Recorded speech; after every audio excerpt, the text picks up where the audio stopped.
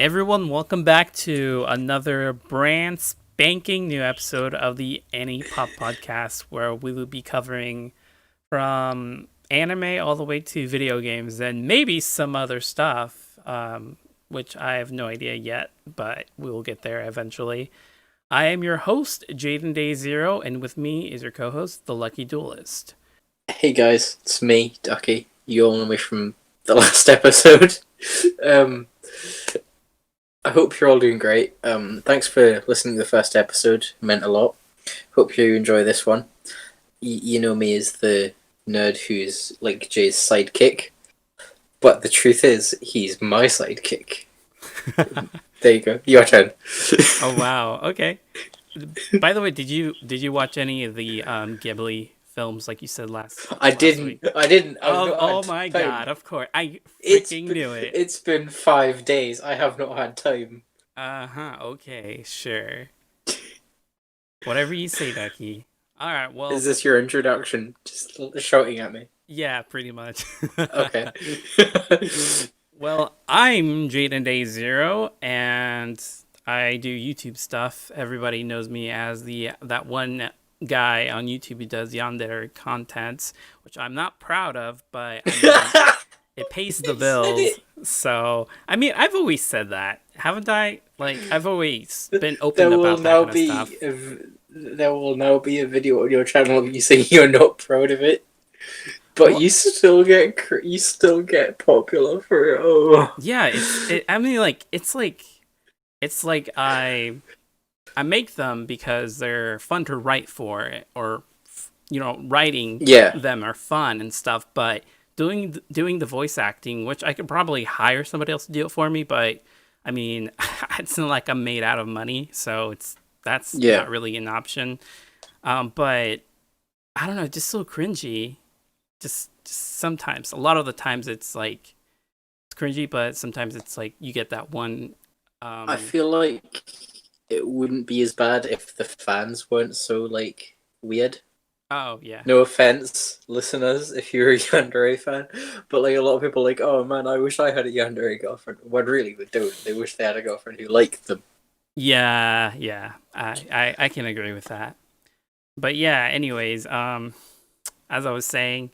I do that stuff and plus other stuff as well, and especially this podcast now. This is going to be like I don't know if this is going to be a weekly thing now, but probably like some weeks we will do it, some other times we might not because of other bi-weekly stuff. Yeah, it could be bi-weekly. The first episode could just be an introduction. Yeah, for sure. It gives us more time to organize like guests and stuff.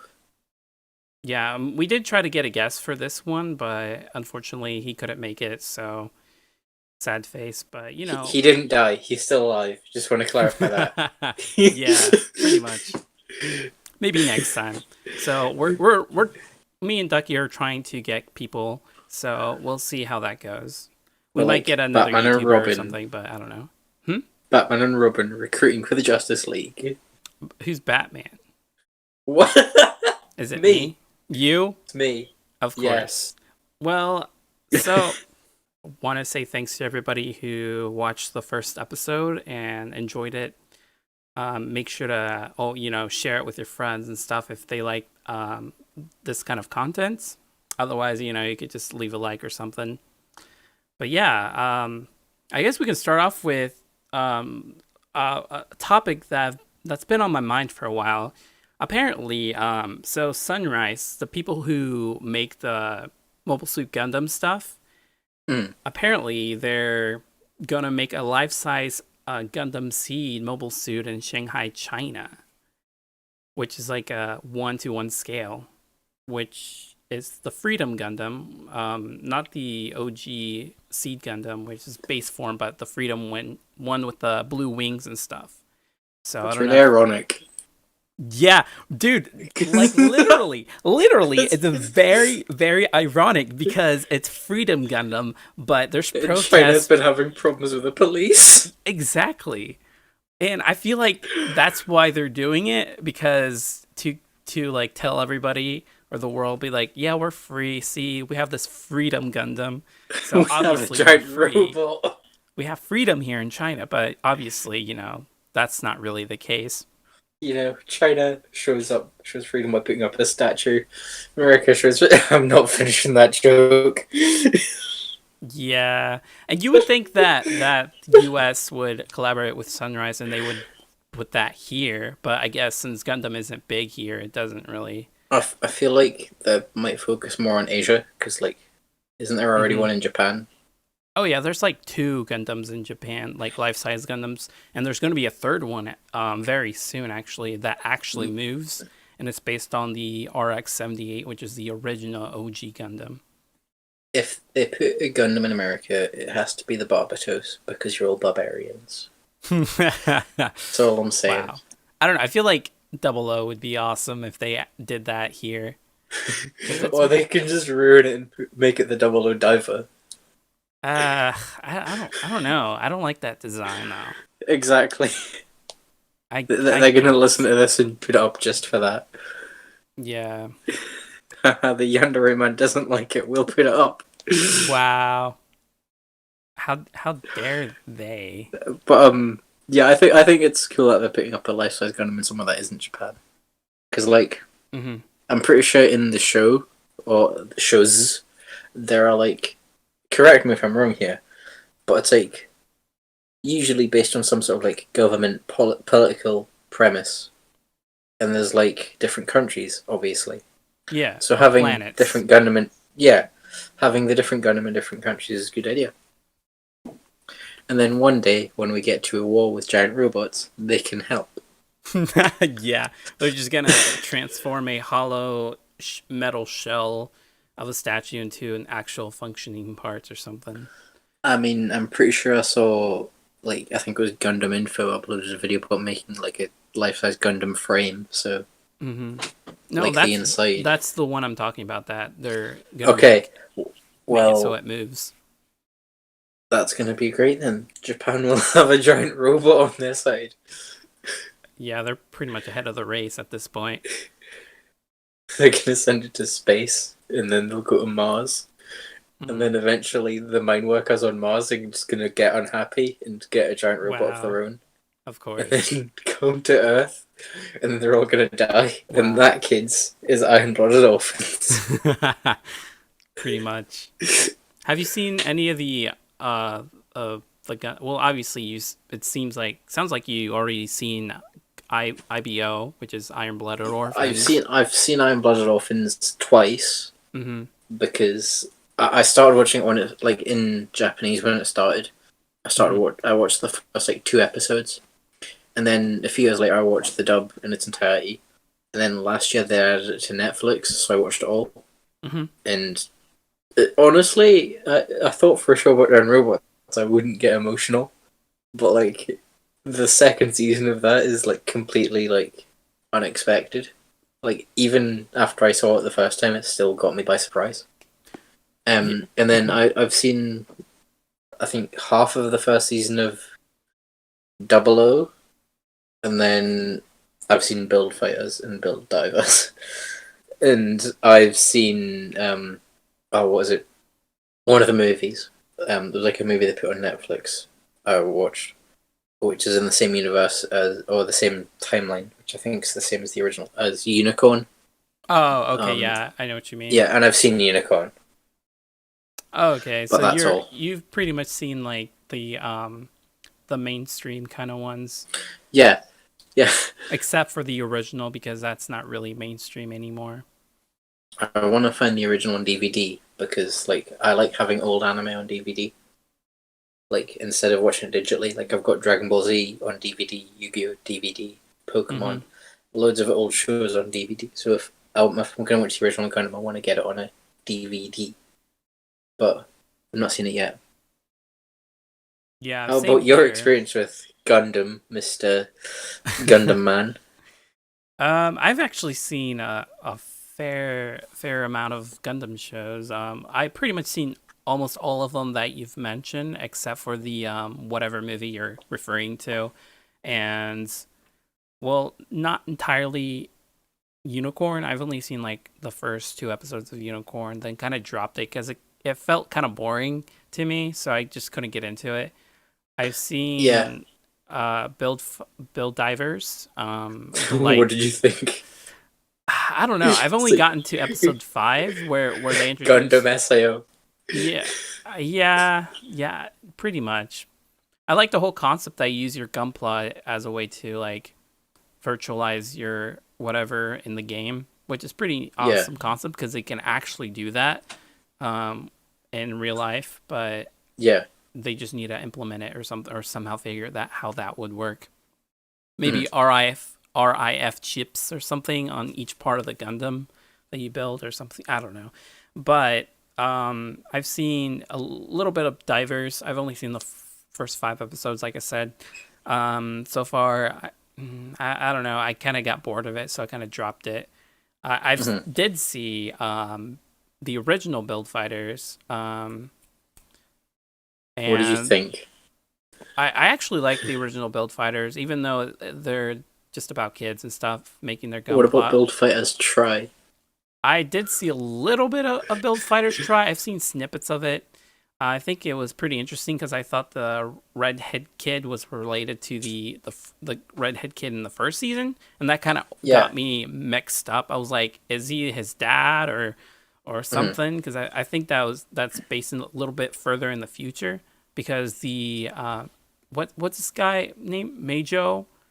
Or Meijin Kawaguchi, whatever his name is. Yeah, because he shows up in Try as well, and I'm like, and I'm really confused. Like, where's Sei and the other kid? They're like that second grown season? Up. Yeah, exactly. Sei is like a world famous builder, and the other kid's just not there. Yeah, because he went back to his different world or whatever. I guess he was an alien or something at the end of the I guess the first season. I don't know. It wasn't explained. Build First Try is what got me into Gundam, so like it randomly got advertised to me on YouTube, and I was like, "Hey, I'll watch this," and it wasn't bad. So then I went back and finished Iron Blooded Orphans, and then got into it. Yeah, it's a pretty good show to get into, especially the opening song. I like the opening songs; they're pretty good. Yeah, Gundam always has good openings. Most of them are on Spotify as well, which makes me happy. Oh yeah, for sure. I have like a playlist of them on my Spotify. Of course you do. Of course, dude. They're hype. Man with a Mission that sings the first opening of IBO. Raise Your Flag. Yeah, they're a great band. I actually like their songs and stuff. The opening too of that first season. I didn't know this until I saw the band name. It's the same band that did opening. The first opening of My Hero Academia season 4. I didn't know it was the same band because they sound completely different. Right. But yeah, it's the same, and I think it's cool. Yeah, they have a lot of good stuff when it comes to Gundam, especially the gunplay kits and stuff. But I don't know. It's pretty cool in general. If you guys haven't just contemplated whether you should get into Gundam or not, I highly suggest it. A lot of the recommended ones you should first start off with is not the original Gundam, because a lot of people are going to not really get into the old anime style, but I'd recommend 00 or IBO or Iron Blooded Orphans first. Iron Blooded Orphans is like great, and 00 what I've seen is also great. But I kind of prefer Iron Blooded Orphans because I feel like the characters are more like, I don't know. What I've seen of 00 seems what I've seen of 00 seems kind of unclear. Yeah, because the whole 00 is more political than Iron Blooded Orphans, because Iron Blooded Orphans focuses more on the characters and the development of them, but 00 is the development of the whole political spectrum of the Earth in its current state. Even though some of the Gundam pilots get a little background story, they rarely do, but you still get attached to them based on what they do throughout the show. Iron Blooded Orphans is like slaves becoming like world leaders, while 00 is just like, hey, we don't like politics. Take our politics. In a sense, yeah. It's like modern America. Oh, wow. Well, you're not wrong. Take that. Yeah. But what do you think of the whole Sunrise making these life-size Gundams? Like, I think it's cool. Do you think they will ever I make just one hope in the West or anything? they should make a British one. Like, just like they had this statue like next to the Tower Bridge in London of Jeff Goldblum, and it was there for like a week or whatever to celebrate the anniversary of Jurassic Park. Now, imagine if they had a permanent Gundam next to Tower Bridge. That'd be pretty sick. Like, I don't know. I would love to go and see a Gundam, and I think if America gets one, it's obviously not Freedom. China's got that, which is still ironic. I don't know which Gundam they would get, but I think no, the Exia might be cool for the US. Or like freaking Lock on Stratus, the what was it? Dynamas Gundam for you guys, because he's from Europe originally. Yeah. Which would be pretty sick. Like a huge robot with a big sniper and stuff. And this sniper is part of the bridge. That'd be pretty sick. It just turns London into a huge Gundam theme park. Oh yeah. I think it'd be cool. Do you think that in the future we'll ever get like actual Gundams or functioning giant mech robots? See, when you sent me the script earlier, I thought about this point for a while, and it made me think, like, you know, in Iron Blooded Orphans, the mobile workers they have, where they're just like machines on wheels that like essentially just vehicles that help make their work easier.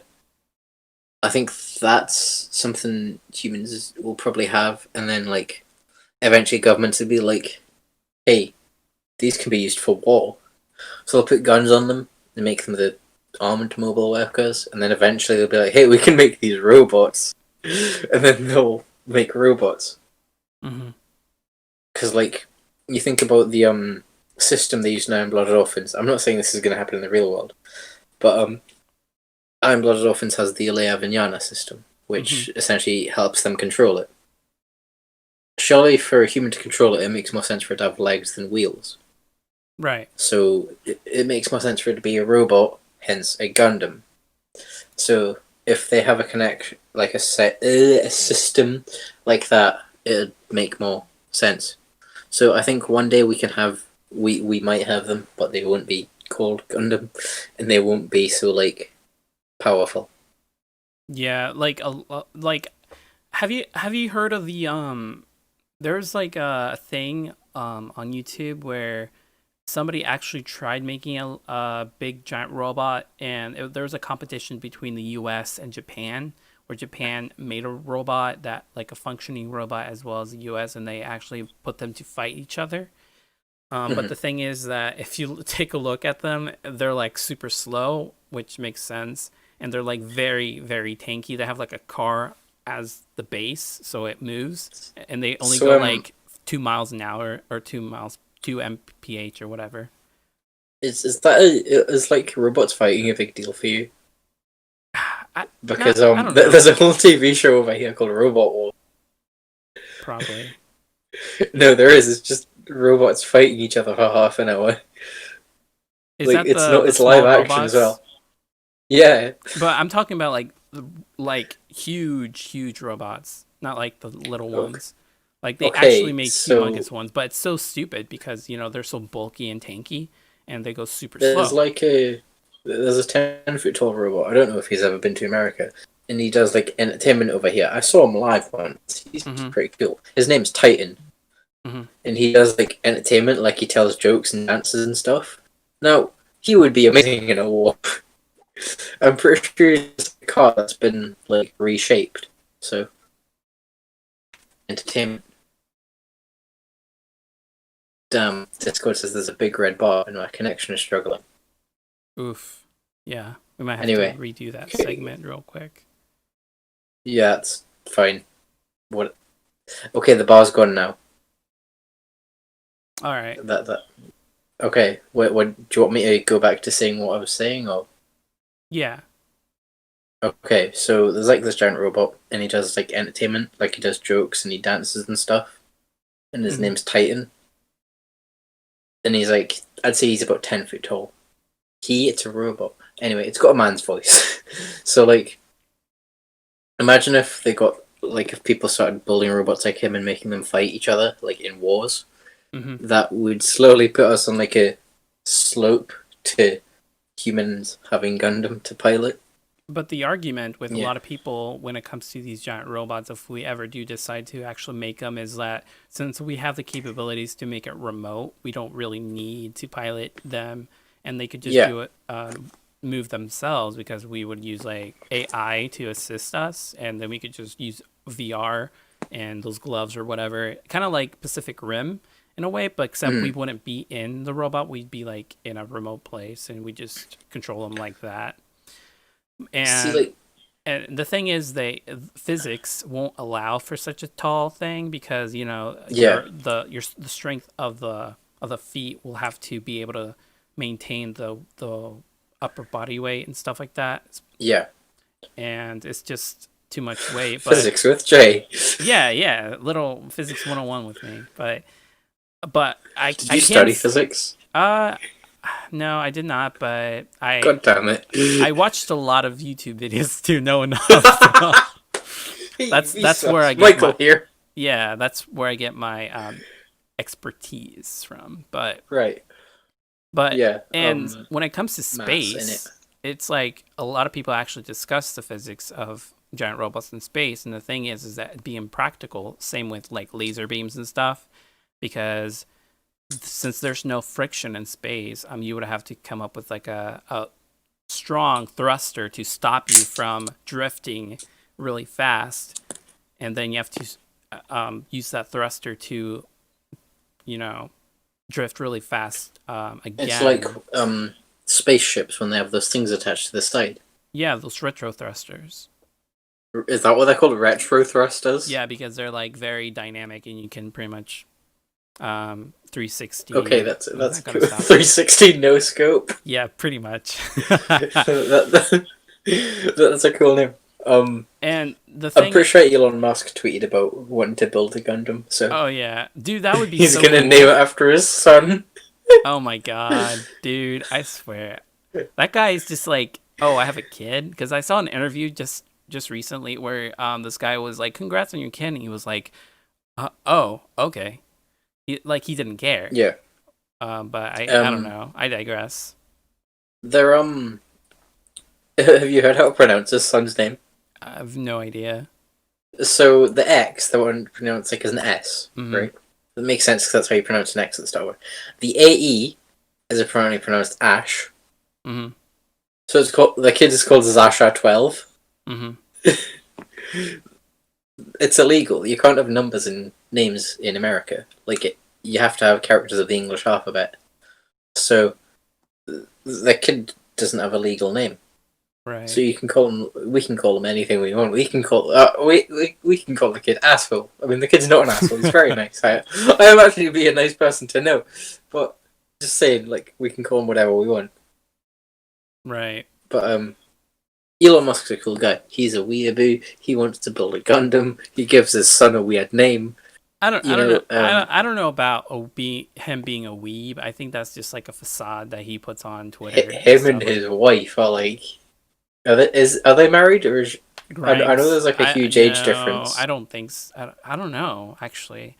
I don't think Grimes and Elon are married. I think they just had a baby. Hang on, I'll ask Siri. Is Elon Musk married? Never mind, it's not working. You would just have to Google it. My Siri's like bipolar. He's like, sometimes he wants to give me attention, sometimes he doesn't. Wow. Whenever I'm talking to Steona and I say her name, like whenever I say Steona, Siri decides to go off. But otherwise, Siri just doesn't care about me. So that's why we shouldn't get AI to monitor Gundam, because if we give it to it and the AI gets really developed and develops emotions, we might end up having Avengers Age of Ultron happen on us. Yeah, that's what a lot of people say, but I don't know. A lot of people speculate that we'll be able to control the AI, But like I said, Yep. that's why you have the AI assist you in maneuvering other parts of the robot, and you pretty much do everything. This is a lot like Marvel movies, because do you ever see Guardians of the Galaxy 2? Yeah, I have.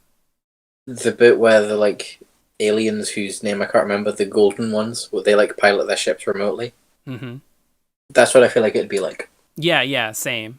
I feel like that would be exactly if there were big robots here and now, but you know. You know, if it were physically possible. Yeah. I mean, they could technically make it physically possible if they were like human size, Give maybe. it. Okay, what they could do is put wheels in the feet, Mm-hmm. and then maybe it'd work. Well, We I don't could know. just have giant rollerblading robots that Yeah. go around the world. But the thing and is, fight if you each put other. if you put wheels on a robot, then it's gonna be I don't know, restrained to like certain terrain. And if you want to Yeah, make a terrain. or whatever, Terrain. terrain, yeah, terrain. I mean terrain. So if you want to make a multi-terrain suit, then you will have to have like feet or or sticks as feet or something like that, so it can like navigate through all. Because if you have like little puddles or something, or like a little lake or something, and you want the robot to cross the lake or something, and it's tall enough to do it, but since it's Yeah. wheels, you Yeah. won't be able to do that. As aside from like feet or something. I have a really old Gundam manga somewhere. Like I have one Mhm. volume, and they address that issue where like it can't take all terrain because I'm pretty sure they had like ground type, which could only do like woodland, fields, plains. Right, Like, but it right. can do like hills, mountains, that sort of stuff. Yeah, like specific robots They for address the specific terrain issue. terrains. Yeah. Yeah, that's I like that. There's like it may be about giant robots in space fighting each other. At least a little bit of realisticness in it. Yeah, but I can't see that happening because then it'd be too expensive. Like, oh, if I have one robot for this terrain, then I have to build another one for this specific terrain, and it'd just Yeah, be they'd end inconvenient. up having more robots than pilots. Or it's not even that. It's just that just having some robots stationary will cost you money because you're not using it and putting it to use and stuff like that. And, but I don't know. That's whatever. You know what? Whatever. How long have we talked about real life? It's been a good Gundam? 30 minutes for just talking about Gundam, but that's because there's so much stuff to talk about. But anyway, That's enough about that. have you heard of the live action Monster Hunter I was going to say game, but Monster Hunter movie that was supposed to come out this year? Would you believe me if I said I hadn't heard about it till I read the script? Oh, really? Yeah, I've heard a lot about Monster Hunter lately, but it's just about how like entitled the fans are. Mm-hmm. But I know there's a live action movie now. Yeah, so apparently the movie was scheduled to come out this year around November or something, but it got delayed because of the whole virus, and a lot of the movie theaters are closed and stuff like that. Like, what do you think about the actually The first virus or the movie? okay, so first I wanna know have you ever played any of the Monster Hunter games? I played part of Monster Hunter, the new one. I can't remember the name of it. Mm-hmm. The one they brought out on PS4. I played part of it and I got bored, so I didn't play much. Yeah, I understand that. I got really bored with it as well. It's a cool idea, going around hunting monsters, Mm-hmm. but the execution sort of could be better. Yeah, for sure. So since you haven't heard of this movie, did you saw the screenshots of it around Not at all. the internet? Nope. Wow, you're making this hard to talk about, Dexter. I know. Okay, I'll click the article link you've put there. Redirect notice. Okay. I'll look at this article, see if there are pictures. Why is the text so? Do you have your text set to like the big size, like the boomer size? No. Okay, good, because that's bad. I'll just Google it. Mm-hmm. Monster Hunter love action. Oh, that's going to take me to some weird links. um, okay, it looks cool from what I can see. Like I can just see the. Okay, September 4th it was meant to come out. Mm-hmm. It looks cool. It looks good. I think depending on the special effects, it can be good. Do you think? Because I think with this kind of movie they can either go to it'd be really easy to not use enough or use too much when it comes to special effects. So depending on how it goes, then well, this movie is based on a different planet, or what? I don't even know what the whole movie premise is about personally, because I don't really care for Monster Hunter that much. But I find it interesting from the few pictures I can see, it looks like Mad Max. Yeah. I thought the same thing, where it felt like a lot like Mad Max, just based on the attire that the main cast was wearing and stuff like that. Mad Max, but they have dragons instead of cars. Yeah.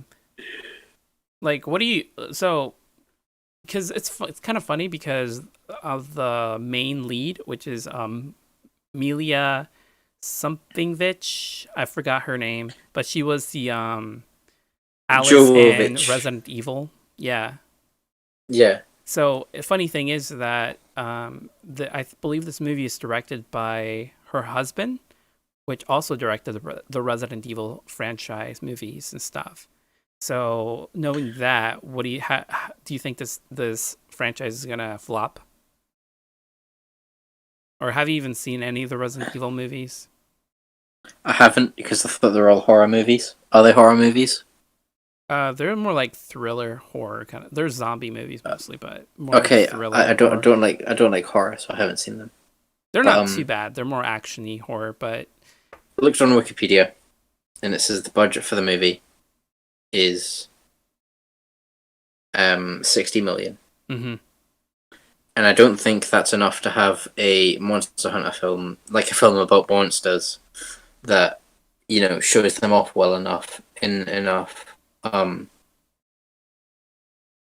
how would I say, like, that shows them off, I guess, well enough. Mm-hmm.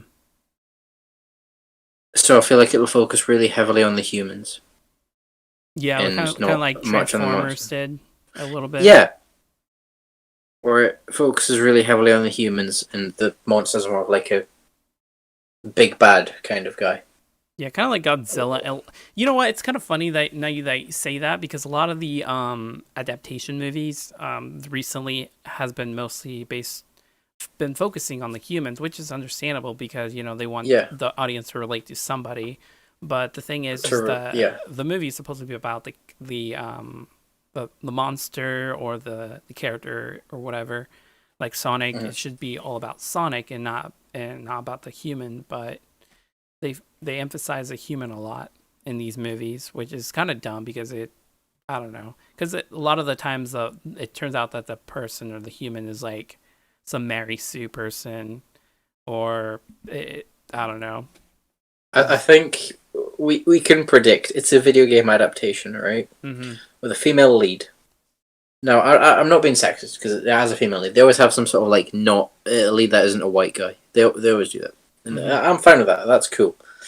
The character will have a backstory relating to a parent. That's just like a guess I'm gonna make. Mm-hmm. Because it's a video game adaptation, I don't think it's gonna. Like, I saw when the Sonic movie was announced, they had this huge, like, someone posted, like, a formula for a video game adaptation about something that isn't human, where they're, like, the character isn't a white guy, or they're a white guy who hates himself. Mm-hmm. And they have a backstory relating to parents, which connects them to the big bad. Mm-hmm. So, I think the film's going to be really predictable. Yeah, I feel like a lot of these movies are formulaic, and it makes sense because, you know, you don't want this movie to flop if you want to keep making money. Especially, I forgot who was the company behind Monster Hunter series. Capcom. Capcom, yeah, correct. That's right. It's Yeah. like Detective Pikachu, for example. Hmm. That whole movie was just him finding his dad. Or, as you said earlier, Transformers. It was about his granddad. Right. Like, it's really the movies are really predictable, where it's just, hey, something to do with your family has something to do with the bad guy. The end. Right. I don't know. Well, speaking of like these movies, what do you think of the whole live adaptations of stuff? Okay, so Transformers is cool Hmm. because I was a child when they came out, and the second and third movies were mediocre. The fourth was actually really good because it reintroduced it to like a different kind of tone. Hmm. So like Michael Bay is good for live action adaptations because I'm pretty sure the Ninja Turtles movies are good. I've not seen them, but I'm pretty sure they're good. And then, but like video game adaptations because they're like old kids cartoons. But like, video game adaptations aren't known for being good. Right. Like Assassin's Creed, for example, sucked. Yeah, I heard a So, lot of bad things about that movie. but on the other side of it, Detective Pikachu was really good Hmm. because like it wasn't anything like the Detective Pikachu game, but it was a good movie because the effects were right. The story, even though it was predictable, was enjoyable for like kids and adults. Hmm. I went to see the movie with my mum and my sister, and we all enjoyed it. I think, and it sort of experimented a lot. So I think it depends on like the writing and the targeted audience. Because Assassin's Creed was they tried to do the same thing as the game, but they didn't do it right. Right. Detective Pikachu didn't try to do the same as the game, and they did it really well. So it depends on how like close to the source material they stay. I feel like they're just gonna butcher the source material. They're just gonna put the Oh yeah, monsters in, yeah, and the whole movie's just gonna be about, some generic plot. Like this monster's killed my parents or something, and I need to kill him or something. it's just the first shot of Attack on Titan, but it's like reskinned to be a monster instead of a Titan eating her mother. Yeah, I feel like that's gonna be the dude. I swear to God, if I'm right on this, oh my God, I don't know, The man. monster has killed my family. Now I'm gonna kill them all.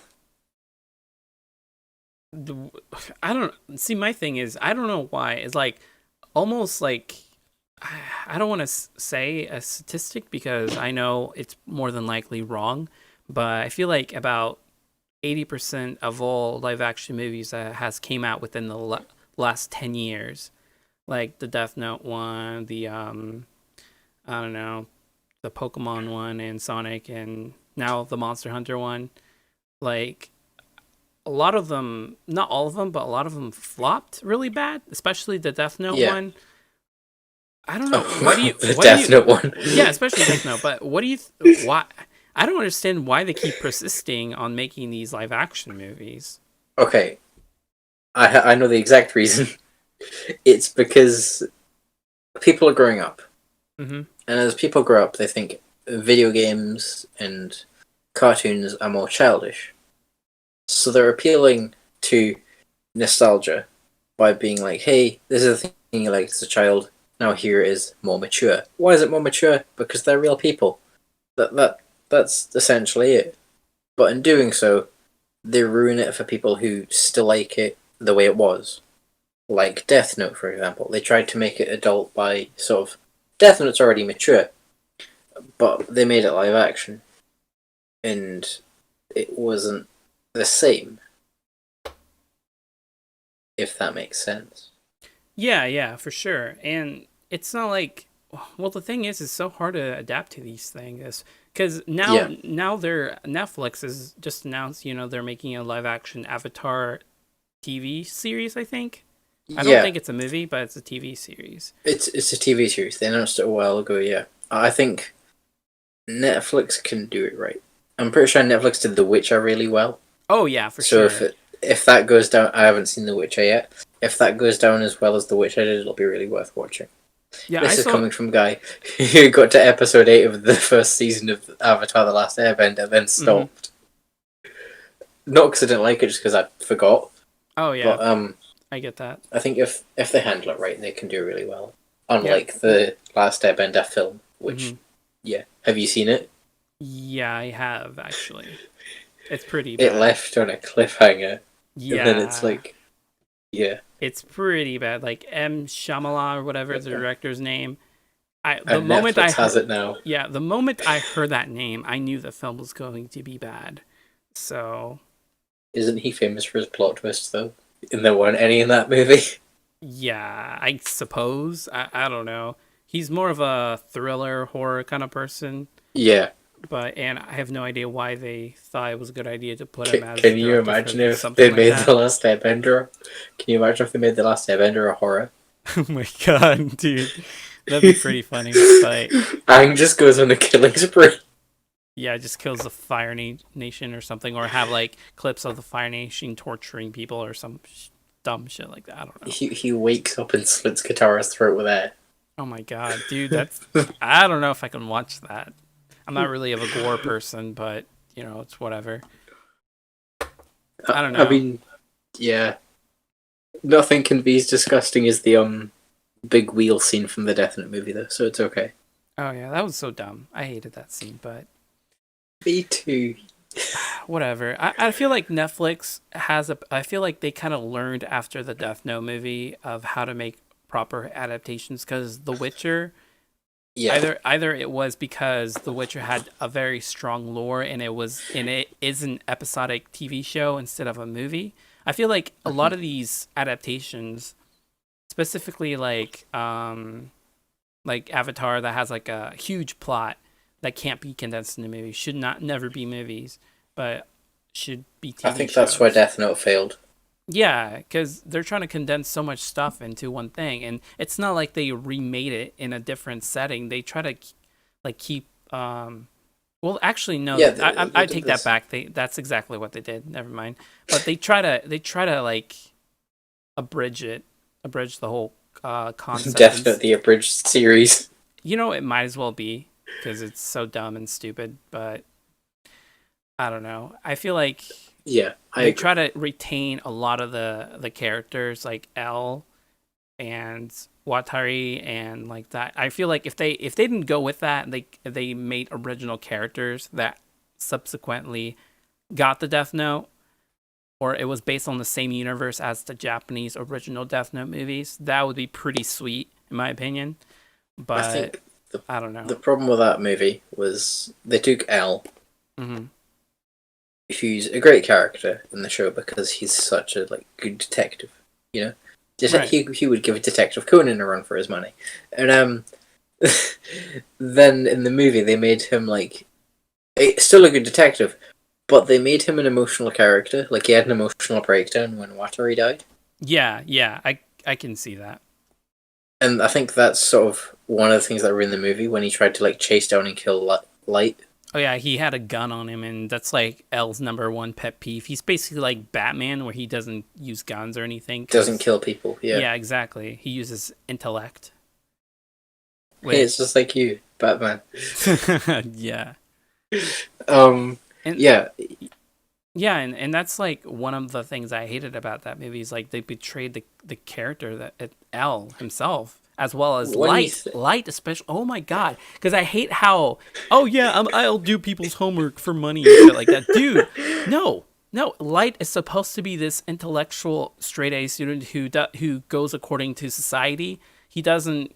He's not this rebel skater guy, whatever. Edgy. He was a skater boy. She said, "See you later, boy." Yeah. Oh my god, dude. I'm so pissed off that they made Light into a character like that, into a kind of a wimp and stuff like that, and it sucks. When you think about it, though, they're a lot like Light and L are a lot like Batman and the Joker.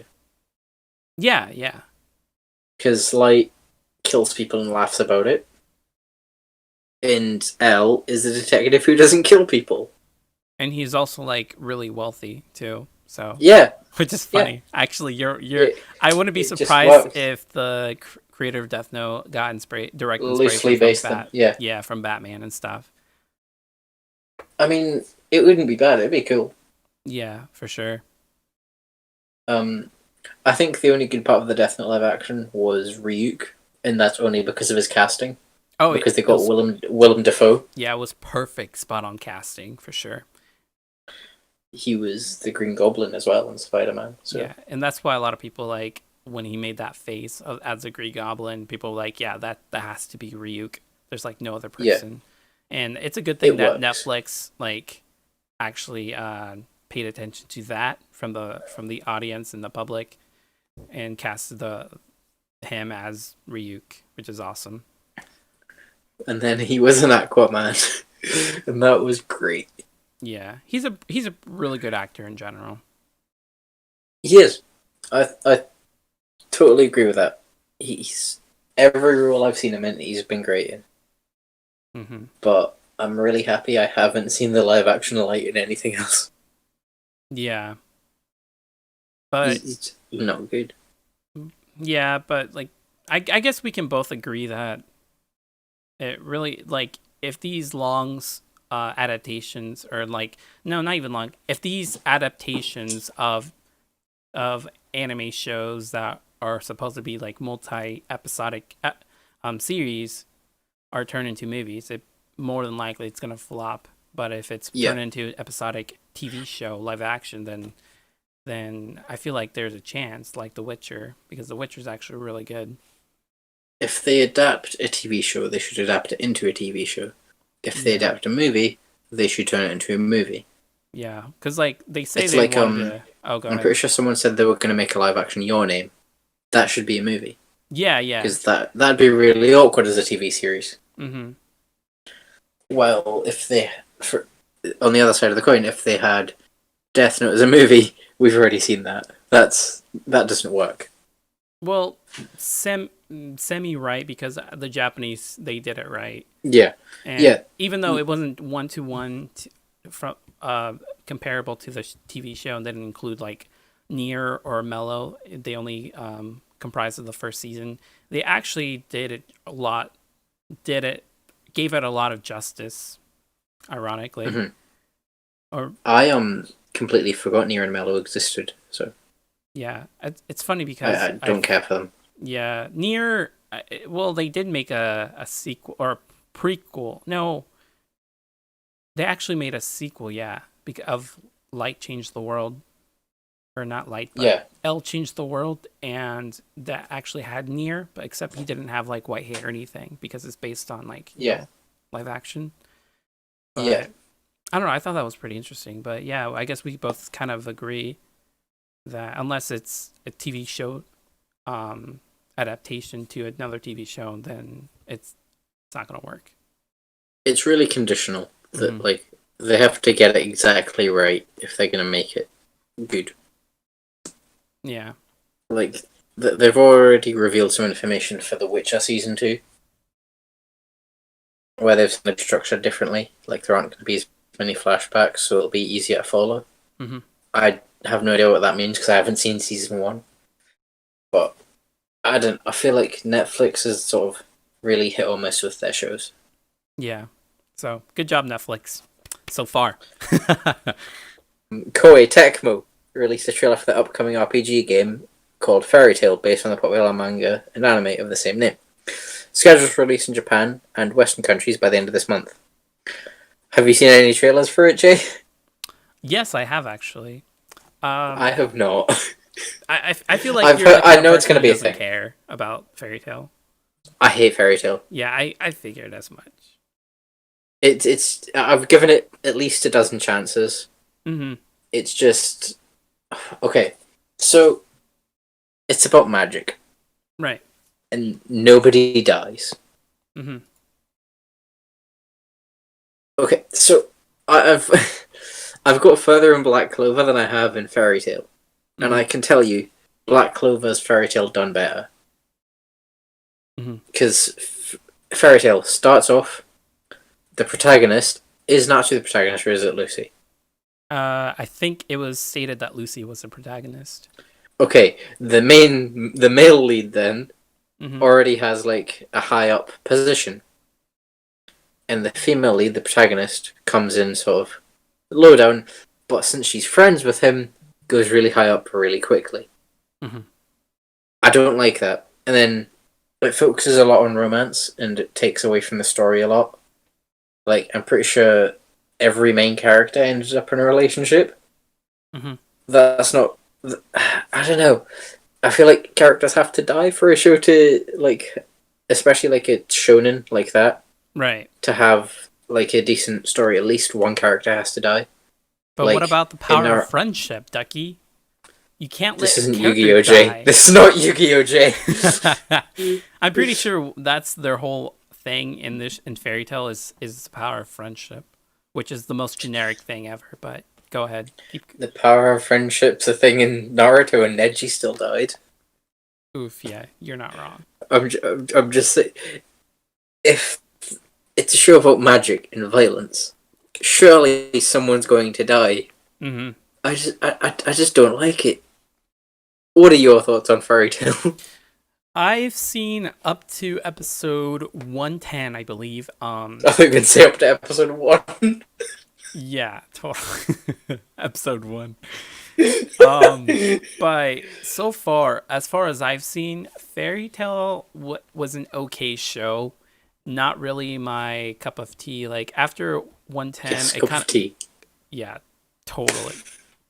But after like 100 episodes of watching Fairy Tail, I don't know. I kind of got bored of it because it didn't feel. I don't know. Like even though the whole premise was finding Natsu's origins or whatever, I just couldn't get into it. The only character I liked in this show is probably Gray, which is the guy who has the ice guy. Yeah, the ice guy with the short temper, and his love interest, which is the whatever her name was. Juvia? Yeah. I don't know. Yeah, something like that. That woman. Those two are my favorite characters, as well as Happy. But other than that, everybody else I just don't like. Especially Lucy Zodiac characters or whatever. I hate those things or whatever. I feel like they're too gimmicky, yeah. Yeah, that's just so dumb. But I kind of just dropped Fairy Tail after that because it kind of just... I just lost interest, so I'm not really a big so we both fan dropped of it. Fairy Tail, nice. Yeah, except I dropped it on like episode 57, I think. After they beat the Thunder guy or whatever. Sometime at the start of season 2. Yeah, you're pretty much... I just got bored. Yeah, I don't blame you at all, honestly. But I don't know. The game itself, based on the trailer, I guess it looks okay, but I don't know. I feel like it's going to be another one of those anime games. But then again, I could be wrong because it's an RPG turn-based game, I think. So it could actually turn out to be a little bit better than like a game called Tokyo Ghoul Call of to Existence. It was a game you did one stream of then got bored of. Yeah, dude, that game sucks. Oh my god.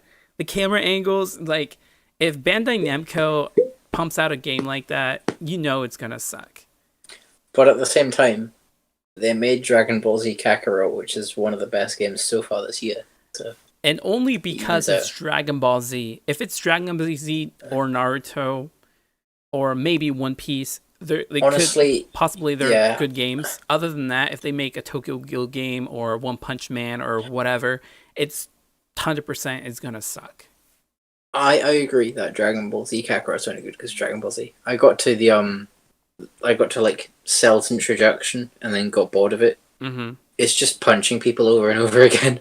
Yeah, it's just different people every time.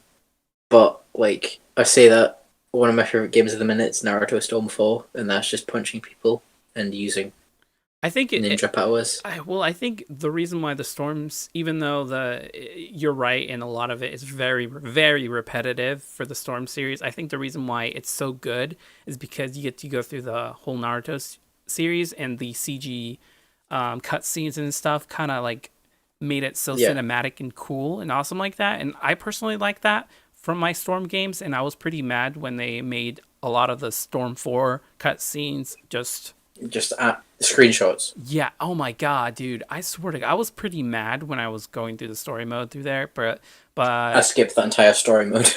Yeah, well, I actually just went through it, so because I bought the game. I played the stages, but I skipped the cutscenes. Mm-hmm. And then the adventure mode in that game was great because it told you the story without cutscenes. Mm-hmm. And then the Boruto DLC wasn't bad. I don't know. I don't know about how I feel about the adventure mode, because talking to other people, then having to read the thing without cutscenes is kind of bland. But that's just me. That's just my taste of the Storm trilogy or whatever. I've never played any of the One Piece games though. Have you? I played Burning Blood. Mm-hmm. It wasn't a bad game. It was interesting. I hyped it up a lot, and then I got it, and it was a pretty short story, and I got bored of it. Mm-hmm. It really, like, I finished the story, then got rid of the game because it was overhyped. One Piece as a whole is overhyped. Yeah, I kind of get that sense as well. One Piece shouldn't have been as long as it is, but it's successful because it's long as it is. Mm-hmm. Like, people can say they don't like One Piece. I don't like One Piece. I'm going to be open about that. But no one can say One Piece is bad because of because it's so long. It wouldn't have gone on this long if it were bad. Right. They would have cancelled it. But for games, One Piece is bad. Mm-hmm. But there's a new one coming out, and apparently it's going to be good. So they say that's what they said. They about say that every time. Yeah, that's what they said Tokyo about the Ghoul. open World Seeker One Piece game. That was an awful. I went to buy it, and I was holding the box in my hand, and I got my phone out and looked at reviews, and so it was like 42% on Metacritic or whatever. Bruh. So I just put the box back and didn't buy it. Nope, never mind. Oh.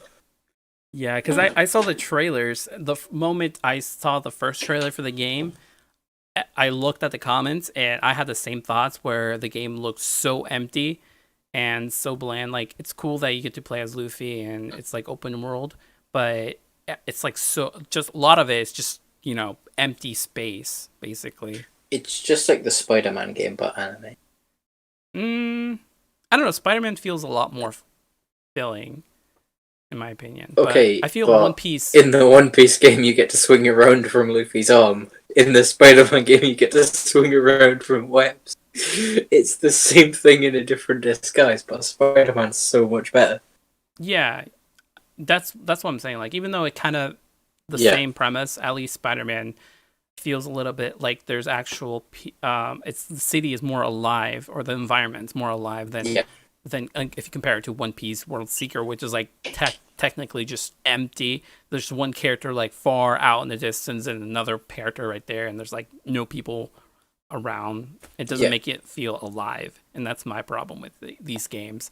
And I feel like a lot of the anime games that Bandai Namco specifically, because they're the ones who are producing these horrible adaptations of anime shows. I don't know what's wrong with them. They just keep pumping these games out, like just milking this franchise. Even though I keep commenting on these trailers that don't buy this game, it's gonna suck. People still buy it. I see comments like, "Oh my god, I can't wait! It's gonna be hype," and obviously it's not, because it's an anime game. A lot of these anime games sucks. If it's not Dragon Ball Z, Naruto, or maybe sometimes One Piece, and it's gonna suck. I don't know. That's just my opinion. You haven't played Jump Force, have you? I have, and that's why I said that game sucks. It's so bad. It is bad. I got One Piece. I got it, and I played through a part of the story, and then just went and did free battles. The Kaiba DLC came out. I got the Kaiba DLC. I wanted to play Kaiba against Yugi, and then it was fine. It wasn't bad. But then, like, the character designs just don't go together. Like, some of those characters were never supposed to be in a game with those graphics together. Yeah, it's just too hyper-realistic. Deku's eyes, Kurapika's eyes, so many of their eyes are not meant to be 3D. Mm-hmm. But, like, they've had some good games, Bandai Namco. Like, the Storm games aren't bad. They did a JoJo game a few years ago, which is really good. Eyes of Heaven. I think they did All-Star Battles, but I can't remember. And in Japan, I think it's Bandai Namco made a JoJo Battle Royale game. Oh yeah, I saw. Actually, I think they did localize that one. but you can only download it on the PS4 store Yeah. or the PlayStation store or Um. whatever. Oh, I think you're talking about Eyes of Heaven. Oh, is that That's it? like Was a that it? yeah. Oh, okay, never It's mind like then. a fighting game with the original story. The battle royale, I'm pretty sure, is an arcade game. Oh, okay, yeah. It's Like, JoJo Fortnite. I feel like the only arcade games at Bandai Namco that can actually pull off is like the Gundam versus games, which are actually really fun in my opinion, and maybe that Are they not JoJo putting game that that on? you just Are they mentioned. not putting the Gundam one on a console? Yeah, I'm they pretty will. sure I got an email Actually, about the open beta. yeah, it's gonna release at the end of this month, I believe, which I'm pretty hyped about. Hmm. I thought you would be. Yeah, of course, dude. I'm buying that game day one because I know it's gonna be a good game. Yeah, I got Gundam versus the Oh, the other Gundam game. American release or the console specific release one, as they call it. Yeah, and that game was bad. Yeah, it was I mean, horrible. I didn't mind it, but I worked out that for all the DLC, it would cost £96 for 24 Gundam. Oh yeah. That's all, because £4 for a DLC for a Gundam, which isn't even good. And the thing is, and the thing about that game, if you don't mind me going on a rant about that, Go for it. is You've that had 3 already. Go for it. Keep going. is that freaking okay? So a lot of the Gundams in that game, Gundam Versus, which specifically was made for consoles, which was originally an arcade game, and they did release the arcade games, but it was on Japanese exclusive Yeah. thing, which was on the PS3.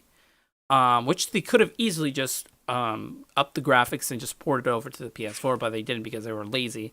But this console version of the Gundam Versus series, literally almost all the mobile suits are grunts or like low tier mobile suits, and they only have like one or two of the main mobile suits, and they're not even the OP versions of them. They're like the more of the basic standard versions, and a lot of the DLC is kind of the same.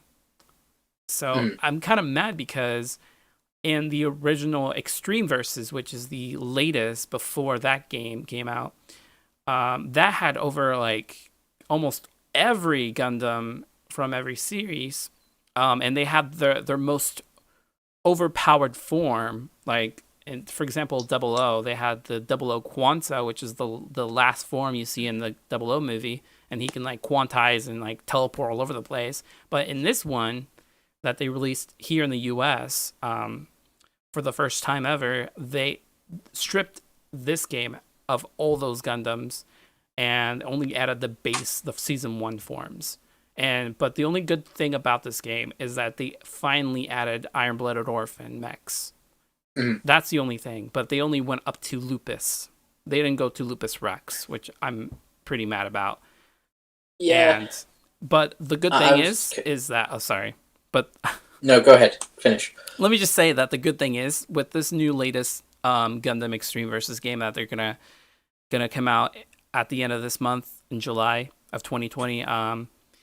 They're gonna include all that I just previously mentioned, all the OP suits plus more, like from IBO series all the way to the latest Gundam series. So they're gonna include Lupus Rex and like Gundam Bale, which I'm so excited about because they're pretty cool. I look forward to that because my favourite suit in Iron Blooded Orphans. See, this is weird. I love close-up attacks like swords, sometimes spears, lances. I love attacking all that sort of stuff in video games. I'm a really close-range guy because I don't like attacks not hitting, so I love close range. But my favourite Gundam in all of Iron Blooded Orphans was the Flauros, the one that could like transform into a cannon. I don't know. I vaguely remember. It's been a while for me. It was Shino's because he's my favorite character. His I really liked it.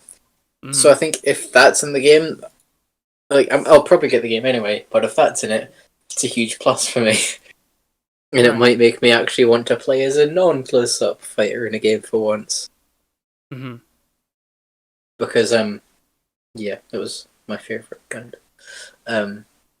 I don't have a model of it yet actually, but I think Gundam games are really.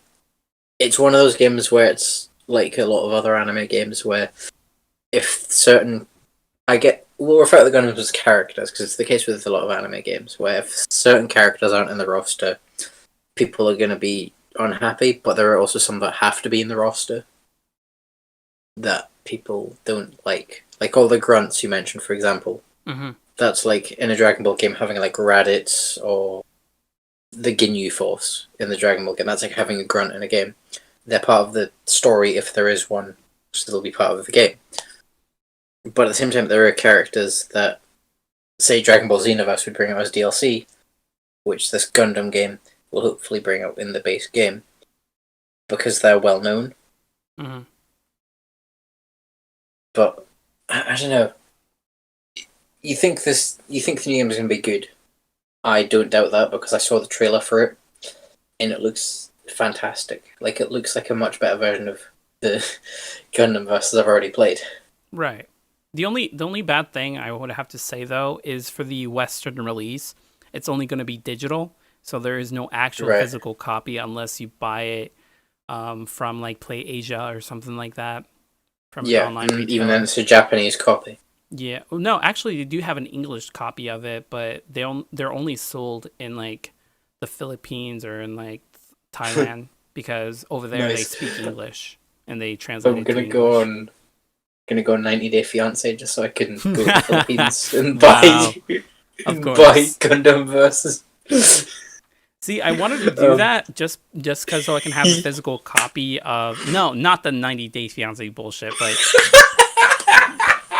but go and buy the physical copy of the English version. But the thing is that if I do that, if I try to pre-order that, I won't get the DLC because the DLC pre-order stuff, freaking, it's behind a what is it called? It's region lock. Region lock. So if I try to use my what's the pre-order content? Freaking Lupus Rex from IBO. Shit. Well, do you think they'll release it later on? Because I don't think I'm going to pre-order it, but I really want it. Well, you see, if you pre-order it on the PlayStation Store digitally, you get you get Lupus Rex. But if I get the physical disc, I can't get it because I can't. I would have to make you're not in the Philippines. A Philippine account just to download the DLC. And it's not like I can just switch over to my American account and play the game because that DLC won't exist. So I'm like, the Philippines are having loads of problems politically, and now you're just adding to that by worrying about the region locked content. Yeah, dude, I swear to God, they better fix that shit. They need to make these games region free overall because I'm sick of. I'm glad that you can play Japanese games on the PS4 freely like that, but they need to make the DLC region free as well, so I can get my Barbatoo's Lupus Rex and play the shit out of that game. But that's just me. Anyways, can I expect a live stream of this game? Yes, you will. Yes, you will. Good. Yes. Good. Very, very good. I can't wait. Your face is gonna light up so much, and that makes me. Dude, I am hyped. I'm hyped for this game. Because even though it's like a mindless, fighting game, it's Gundam. I just like it. I don't know why. I think there's a difference between people punching each other and Gundams fighting each other though, because Gundam all have like different fighting styles, and I know that people in like Dragon Ball games do too. But it's just energy with different colors. In Gundam, you have different weapons and stuff. And plus, you get to relive the anime in a sense. And you get to listen to the awesome background hype music from the openings of the shows. And oh my god, dude, it's just hype. Once you hear the Trans Am theme song for the Exia, you just go, oof, you just go like in that shit. I don't know. I have on my SoundCloud, I've got the Surface of the Iron-Blooded Orphans in my playlist. Because that's like, I love that song. It's Gundam never fails with soundtracks. Exactly, dude. It's just so good. But yeah. Anyway, we kind of got off topic, but like I said, a lot of the Bandai Namco games sucks. A lot of the anime games sucks because it's made by Bandai Namco and they're very lazy and they just want to cash in onto the the hype of those Trend. shows, or the trend. Yeah. What Ducky said. I've noticed on the script you've put the One Punch Man game as an example. Mm-hmm. So can I talk about this game for a second? I've not played it, but a massive compilation of it came up for me on Twitter, where they actually made Saitama overpowered, where there's a version of him that kills everyone in one punch. Mm-hmm. So there was just like a minute-long version of him punching people in the stomach and getting KO come up on the screen. Mm-hmm. But like they balanced him out by making a version of him in his dream where he can't kill people in one punch. Mm-hmm. So you'd think they'd like dumb him down in the game, right? Like Right. in other, like, you know, it's like Dragon Ball Z games. In Dragon Ball Z, Super Saiyan Goku could like kill a Cyberman in one punch, but in the games he can't because that they're making it balanced. So they made a character who can kill literally anyone, including himself, in one punch. Mm-hmm. You think they'd balance it, but they didn't. That's all I have to say about that game. Well, they want it dumb. The only thing I appreciate about that game is that they keep it to the, you know, the original anime roots. They make it so it's like 1-to-1. So there's no like, oh, I need to nerf this character because he's too OP. But they keep it so he is OP, and there's a reason why he's OP, and that's why he's like more of an assist character than, or a winning condition rather than an actual character that you play, unless you play on free mode or something like that. But I'm totally accepting of that kind of stuff. Like One Punch Man and that aspect of it, I think what they did with the character of Saitama, they did good. I'm totally acceptable. That's totally acceptable. But the whole concept and the fighting game in general is just pretty bad. I don't know. The idea, okay, One Punch Man's cool. It's great that they've got a show about fighting where it's not constantly about the main character training. That's great. But in a game where you will fight against other people, possibly online, I don't know about the game if it's online or not. It is. Having they a character, always guarantee multiplayer in these games. Well, having a character that can kill anyone in one punch isn't going to be fun online. So the series is fun to watch, but the game is not going to be fun to play if you keep losing to someone playing a Saitama. It's not like you can play a Saitama. There's a restriction. Oh, is he like... Okay, that's fine. Yeah, that's fine. Like there's like a timer, and if that timer runs out, Saitama shows up and kills your opponent. And that's why if you get hits to the other player or something like that, then your timer drops a little bit, so Saitama arrives faster, and you're just basically beating the clock, or whoever gets Saitama first basically wins, or if you kill your opponent before that timer runs out, you basically win. That's pretty much the premise of the game. Okay. Well, that's better than just having constantly, having the chance to play as him.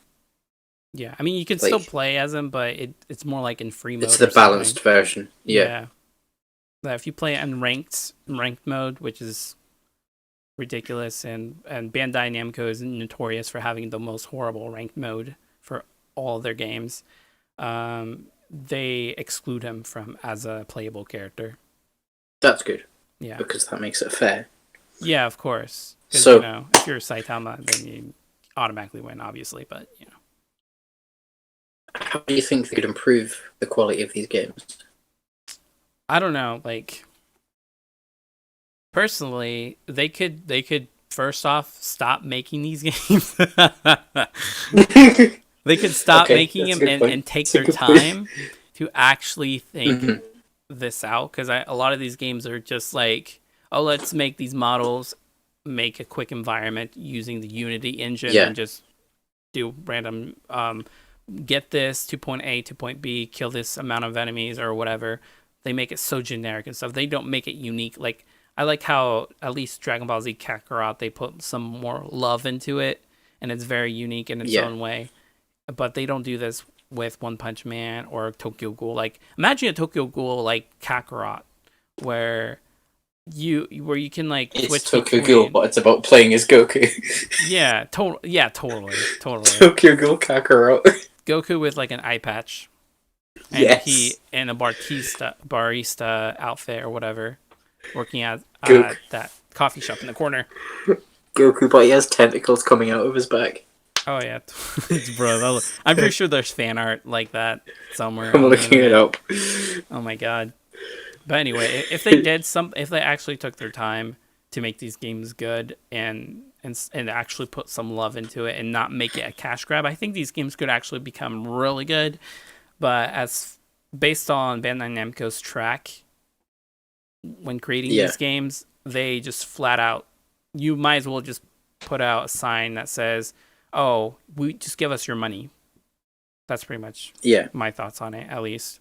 You? Yeah, I agree. I agree completely. The games, they rush them a lot. They need to slow down and take their time. Like, it's the same formula every time. You play through the story of a show, then you get free mode. That's all. That's why I like when games come up with like original. That's why I think that's why Dragon Ball Xenoverse did so well, because it was the same. It was the same Dragon Ball story, but it had stuff different to the show. Right. With like extra lore added. And I think that's why that's such a well-performing series. Mm-hmm. But it's like Netflix. Their game adaptations aren't the best, but some of them, like, when they do well, they do really well. Mm-hmm. And that sort of goes to their head. Where they think every game they do is good. All right, so speaking of Netflix stuff that we were talking earlier, do you have I'm assuming you would have a Netflix subscription, right? Yeah, I have Netflix. Yeah. Like, okay, so you have this subscription. Like, why get it? What's your purpose of getting Netflix? Okay. Like, what attracts you to Netflix? It has a lot of shows I like, whether I've seen them already or just plan on watching them in the future. Mm-hmm. It's also in the UK. There aren't many ways to watch anime. And Netflix is one of the only ways to watch it. Oh, really? There's like Netflix, Amazon Prime. Those are the only ways to watch it on a television without like a PlayStation. Mm-hmm. On my PS4, I've got Funimation and I've got Crunchyroll. Mm-hmm. Those are the 4 services in the UK that have anime on them. Oh, there used to be there's a TV channel, I don't know if it still exists, called Kix, Kix, in which they'd have like, they had Yu-Gi-Oh!, they had GX and Zexal. They had what other anime did they have? They had Inazuma 11, football show, or soccer to the Americans. They're based on video games. They're good, underrated. What else? I think that's all they had. They had Beyblade, but yeah, that's literally it for anime on that show. They had like 2, 3, 4 anime shows on that channel, and then like Pokemon was on Disney XD, and then before Disney XD was Disney XD. I don't know if it was the same in America. It was a channel called Jetix, Jetix. And oh yeah, I remember that. They had like Shaman King. They had Naruto. I can't remember what else they had, but Shaman King and Naruto were always on like 8 p.m. onwards. And first of all, when I was that age, I was in bed by 7 p.m. because I was a child. And second of all, I don't watch normal TV after that time because my mum always watches what she wants. You know, 6 p.m. news. We watch the news, then mum gets to watch what she wants after. That's fair. So until I was like 12 or 13, I just thought they were normal cartoons. I didn't know what anime was. Right. And then I was 14, and one of my friends was like, "Hey, how many episodes of Yu-Gi-Oh are there?" I said, "Oh, there's 220 or something like that." And he was like, "Oh, that's cool." My brother showed me this show. Like his brother showed him Sword Art Online. So I watched it, and I actually really enjoyed it. I binged the entire show in a night, and I enjoyed it. And then I watched Attack on Titan, enjoyed that too. And then from there I just sort of watched more, and liked it more. And from there I sort of went on. But none of it was on normal television. Like, I couldn't afford like a Crunchyroll subscription at this point. So when I got Netflix, I was really happy. I've had a way to watch it on TV. That's why I've got Netflix. Wow. Do you have Netflix? No, I don't. Because here in America, we actually have freedom and we get so many options. You know what? The thing is, you have Hulu as well. We don't have that over here. Well, we have this service called, I have the service called Verve, where they combine Crunchyroll, Machinima. They combine like Rooster Teeth stuff as well as like some Nick shows and this other anime platform called High Dive, where they have a lot of Aniplex, not Aniplex, but God, I can't remember the company, but they have a lot of shows like Your Lie in April, whoever, Sentai Filmworks. Is that Kodansha? Oh. No, Kodansha, yeah, some Kodansha shows, but Sentai Filmworks is like a licensor over here that licenses a lot of these shows like Domestic Girlfriend, Your Lie in April, Kids on the Slope, kind of like the slice of life. A lot of the slice of life shows are picked up by Sentai Filmworks, and Funimation basically picks up a lot of the the shonen stuff, like My Hero Academia. The more mainstream stuff, or like Attack on Titan, stuff like that. So the Verve app, or this Verve subscription, basically combines all of these into one, because they gotta fight Funimation somehow, because since Funimation is backed by Sony, they pretty much have a lot of money to license all these shows. So the Crunchyroll was like, hey, we need to combine our resources to make into one. And so I just got that app, and I used to have Funimation, but I'm like, there wasn't anything good this season at the beginning of this year. So I kind of just like stopped my subscription. So I don't know. I kind of debated whether getting a Netflix, but I kind of just gave my account, my Verve account, to one of my friends, and they gave me their Netflix account in return. So I just share accounts with them. So it's kind of convenient. So you use their Netflix, but you don't have your own. Barely, though, because I barely have any time to watch it. But so have you seen any of the? I'm assuming since you have Netflix, a lot of the shows here, or the Netflix original air quotes, are available in your country as well. Yes. Like Beastars, Carol and Tuesday. I haven't seen Beastars yet. I haven't seen Carol and Tuesday. Haven't seen Agretzko. I've seen I've seen the Ultraman show, which it wasn't bad. It was meh. I prefer Gridman to that show, to be honest. Oh yeah, Gridman's always awesome. But I never actually saw. I didn't know they made an Ultraman show, because, like I said, I don't really watch Netflix that much. So it's a decent show about Ultraman's kid who becomes Ultraman. And then they announced the season 2 recently, I believe. And then I've seen like Seven Deadly Sins is quote unquote Netflix original. I've seen a lot of Netflix originals that aren't Netflix originals, such as, for example, Ultraman or Devilman Crybaby. That was apparently a Netflix original. Or I believe it's Be the Beginning, like a detective show. I've seen a few Netflix originals. The only ones that really made an impact.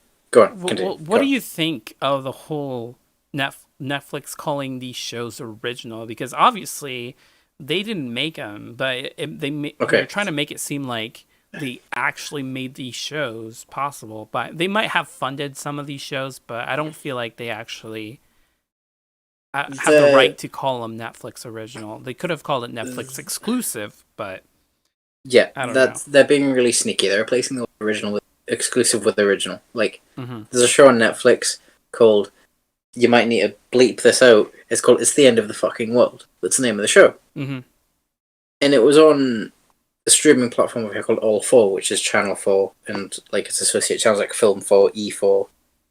Those channels have like a streaming set. And the show was on there. Netflix took it, said it was Netflix original. There's a lot of stuff Netflix takes from other things and says it's original when it's not. And I don't know, it's not fun, because you can never tell what's original and what's not.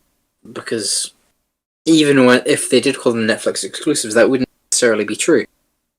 Because you can, like, that show, for example, is on another service. Well, at that point, they wouldn't bother putting exclusive or original on it, because if it's available on a different service, they don't add that. But if it's only on their service, they would put original or exclusive. Yeah, but I but think they've called it original now. Yeah, So it's stupid. yeah, It's dumb. It's a way to get attention. yeah. It's like, I don't know.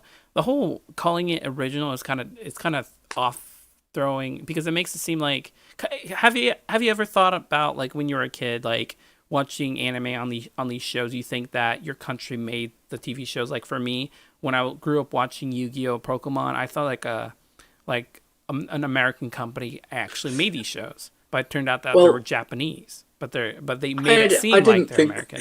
I don't know. I didn't think the shows were British because they're all American voice actors. Right. But like, I remember watching Yu-Gi-Oh GX, and I thought Yu-Gi-Oh was just a combination of letters. Mm-hmm. And then I was like, oh, it's just a random name. GX stands for Generation Next. Mm-hmm. Yep, that checks out. But then I thought it was American. I thought the cards were American and everything. And then, like, to find out we were Japanese, I was like, oh, wait, that makes sense. Yeah, it's kind of, I don't know, I feel it's kind of, like, deceptive for Netflix. It's kind of deceptive for Netflix to do that kind of stuff, calling it original.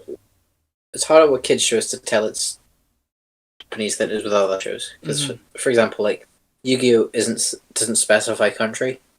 Yeah. But then you get a show like Sword Art Online, for example. Mm-hmm. It shows it's in Tokyo, says it's in Japan, all that stuff. And then a lot of kids shows as well, they change names in the English to English things. Right. Like, I'm pretty sure the only character whose name didn't change in GX was Yubel and Kagemaru. Mm-hmm. Even Jaden has his name changed. So, kids shows are always different. Netflix is bad.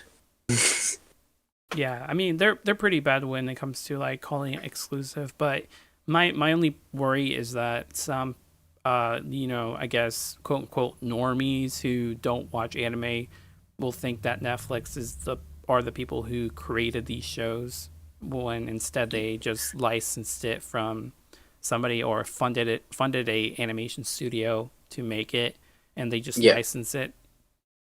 Like, I have a friend, one of my best friends, honestly, who he only watches anime on Netflix. And if I recommend a show to him and it isn't on Netflix, he'll refuse to watch it because he'll think it's not as good as shows that are on Netflix. Mm-hmm. I take fault with that. There are great shows that aren't on Netflix. Like, Shield Hero isn't on Netflix. But if I told him to watch Shield Hero compared to telling him to watch, like, Iron Blooded Orphans, it's a hard comparison, right? Right. But I think overall Shield Hero is still the better show. Mm-hmm.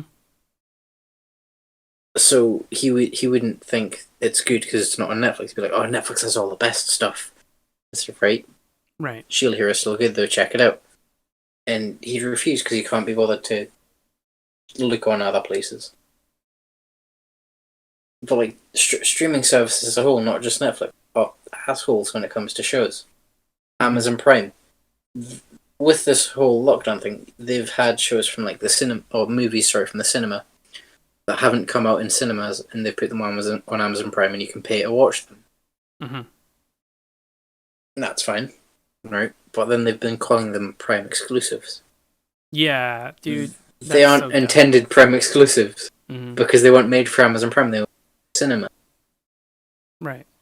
That's just slapping a label on something. It's like me taking all the bananas from a supermarket and saying, "These bananas, mine." The key exclusive.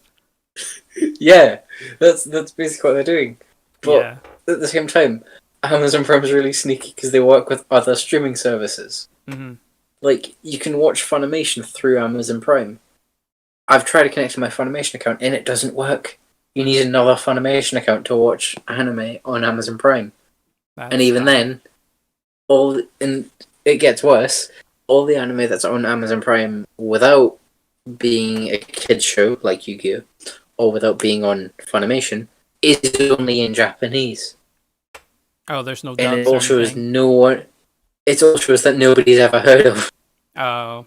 Yeah, I can see that. And Amazon Prime's like, honestly, if it weren't for The Office and Parks and Rec and Yu-Gi-Oh! And Hell's Kitchen, because Gordon Ramsay's fun, I wouldn't have Amazon Prime. That and, one day delivery isn't bad on Amazon either. But Prime Video is just as bad as Netflix. Streaming service got me. Well, speaking of like the exclusive stuff, what do you like? I don't know. What's your opinion on having your shows exclusive to different platforms and stuff like Netflix, Amazon, and like that kind of stuff? Because I know Evangelion is exclusive to only Netflix, and it's gonna stay there for a long time because they have the rights to it, and obviously they don't want to share it because it's a big benefit. But the thing is that if you want to watch Evangelion legally, that's like the only way to do it. It's by getting a Netflix on top of your other subscription services, or a DVD. DVDs yeah, are never gonna die. yeah, but you're right. But a lot of people find it inconvenient to have a DVD. Yeah.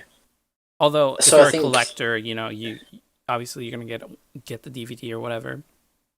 I think having things exclusive, I think it makes sense, but they should make sure it's exclusive and not on another streaming service, like the show I mentioned earlier being on All4 and Netflix. Mm-hmm. So it's like Marvel characters. It's like the issue with their rights, where Spider-Man was owned by Sony, Fantastic Four was, I think, Sony as well, and then Universal's got their own characters. Disney has most of them. It's like that. It's like a company, say they take all their shows and sell the rights to different streaming services. So I think if you pay for the rights to it, you should be the only one who gets to have it. But at the same time, if a studio gives all its stuff to different studios, to different services, people are going to need to pay for all those services to watch all of it. Mm-hmm. So, in the eyes of a studio, they can get more money. In the eyes of a streaming service, the money goes to other streaming services as well as themselves.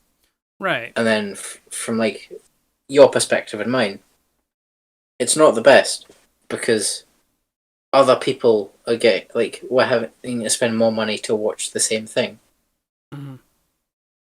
So that's I can see why they do it. But the thing is that because a lot of the content is like on different platforms, and you have to buy a subscription for each platform just to get what you want to watch specifically, it kind of just makes getting a subscription more expensive, because now they say that just watching the shows that you want can be more expensive than getting cable TV, because of if you get Netflix, Hulu, and all that stuff, because you want to watch everything that you want, and they're only exclusive to those platforms. Everything is just expensive.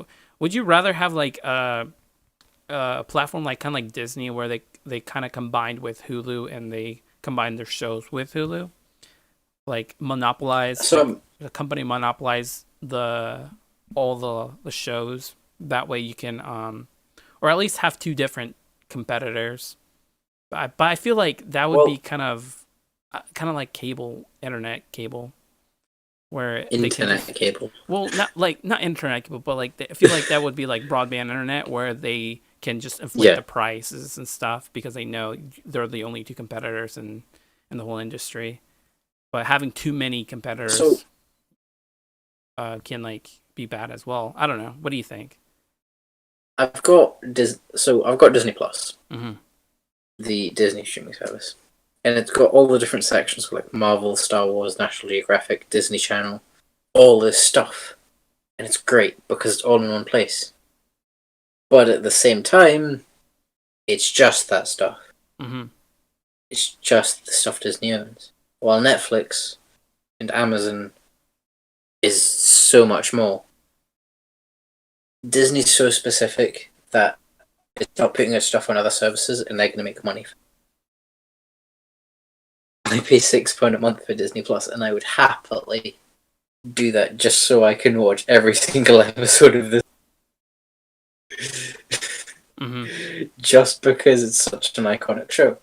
It's Right. it's like buying a pair of shoes because of the brand, Mm-hmm. or like it's like being in a restaurant. Think of this as a comparison: streaming services compared to like normal vision. A streaming service like being at a buffet where you get all you can eat, whatever you want, and it's one price. Normal television, it's like having a menu where you have to have like a certain set of stuff.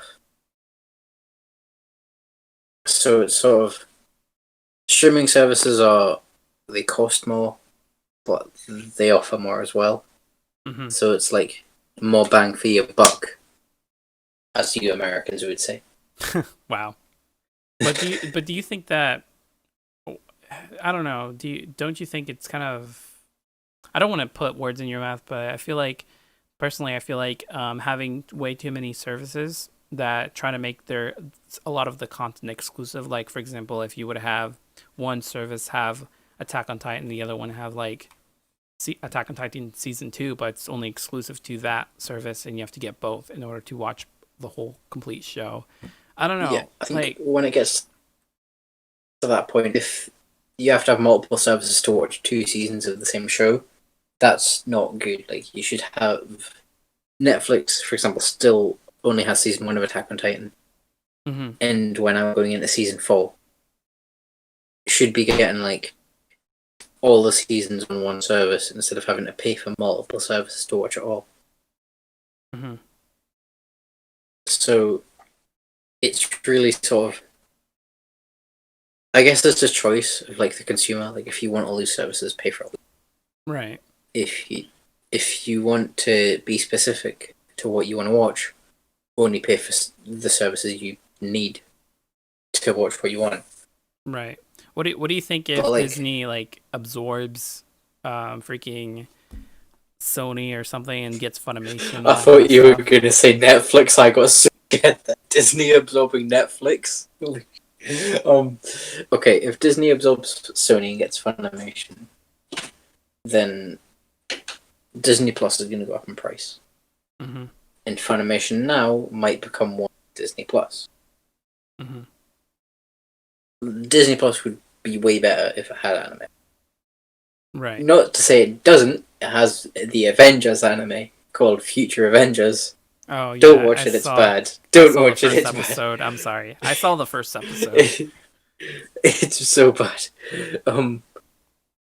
Okay, so if Disney absorbs Sony, gets Funimation, they might keep the two services separate, Mm-hmm. or they'll make Funimation a different section of Disney Plus, Right. which I wouldn't totally be against because it can still work.